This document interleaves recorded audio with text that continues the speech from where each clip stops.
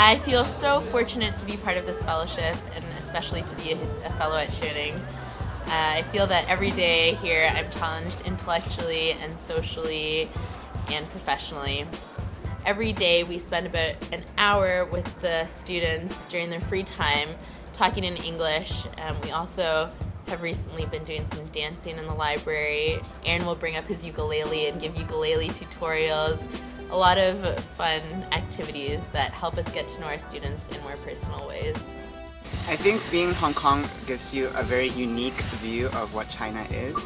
We have here lots of tension between the mainland sometimes and Hong Kong, but it's also very interesting trying to explore how mainlanders and local Hong Kongers here interact. You're going to learn a lot about what it's like to be a Chinese student and to teach at the collegiate level coming out of Yale with only a bachelor.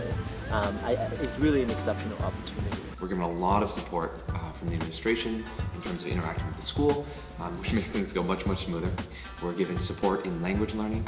We're given support actually in terms of adjusting to the different life situations here. And today I was just introduced to one of my mentors who's a Yale-China graduate and has had a lot of experience in the business world, and she's helping me sort of figure out what I want to do next year in life. So Yale-China has provided a lot of support, and that's one of the things that makes this program really, really special for me. We're here to open their eyes, to show them a new world. We're here to learn from them as much as they learn from us. Last year, the Yale-China Fellows got the opportunity to take a group of students to rural China to teach at a rural middle school. We taught basic English, and then we also interacted with the rural students to kind of see a very different part of China. At the end of the trip, it was a week-long trip, at the end of the trip, many of the students talked to me about just the idea of service, how they've never really thought about real meaningful service to their society, to their country, and what that means. One of the things I've been most pleasantly surprised about is how enthusiastic and eager Yale students are. Our students are motivated, committed, eager to learn, and really excited to get to know you. I'm from Schöning Middle School, and now I study in Central Southern University in Changsha. I'm very lucky to have foreign teacher. Brandon and Michael and other two teachers are very fun. For most of our students, they study so hard. They study 6.5 days a week. And so part of our job is not so much to give them more work, but to try to make their life a little more colorful, as they would say. Our students are some of the best in Hong Kong. Chinese University of Hong Kong, CUHK is number 1 or number 2 in Hong Kong. So the students that we have are really, really smart. And not only are they smart, they're also really dedicated. So you're not going to have classroom management problems. You're going to be able to discuss the ideas that you want to discuss with your students. Trick or treat, repeat after me. Trick or treat! Trick or there you go. Happy Halloween. Happy Halloween.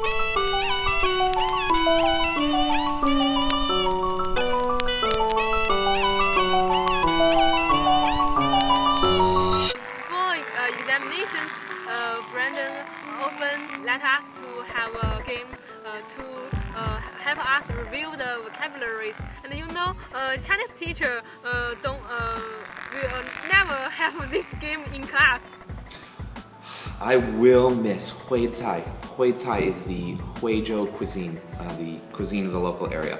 They make a mean egg and onion dish. I miss the food. The food is so good in Changsha. One of my students came to my library hour this past Wednesday, and we were chatting about one of our common favorite topics, which is food.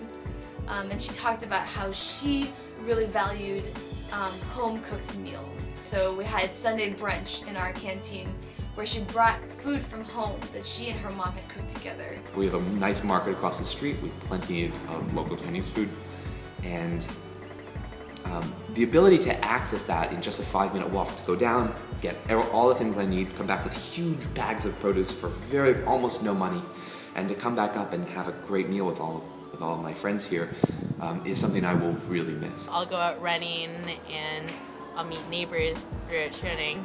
They'll invite me to come into their house and have a cup of tea, or they'll give me a mooncake and we'll sit down for conversation. When I came here and one of my neighbors was Nai, grandma, I didn't really know at first how to interact, but now whenever I see her, I'm so genuinely happy to tell her what I'm doing in whatever Chinese level is possible for me, usually just telling her, yes, I am going to eat food.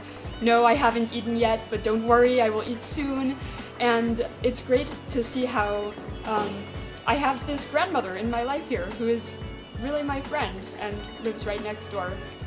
At first I was really nervous about the 2-year commitment of the fellowship, but it's now an aspect I really appreciate, especially since it will give me the opportunity to form really long-term relationships with my students.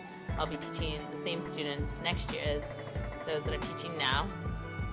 It will give me a lot of time to develop my Chinese skills. Water, which is another facet I appreciate, and to explore this beautiful town. The second year has been nice because I feel like I know what I'm doing. For next year, I'm excited to have a second chance. Just having 1 year of teaching, I don't think is enough for me personally to be able to reach a level in which I'd be satisfied with leaving China. Before I came to Yale-China, I did not know any Chinese. The first 2 months, Yale-China gives you a 2-month experience in Beijing, working with a language program. For me, it was the first time I had studied an Asian language. It was really, really different. A year and a half out now, I was just yesterday reading the newspaper and realized that I was reading it without a dictionary and having fun reading it. So after a year and a half, I've gotten that far in the language, and I'm really, really grateful to have had that experience. The connection to community that I formed as a teaching fellow was really lasting. So now, even when I come back every time, people still recognize me, teachers all around the school, people all around the town.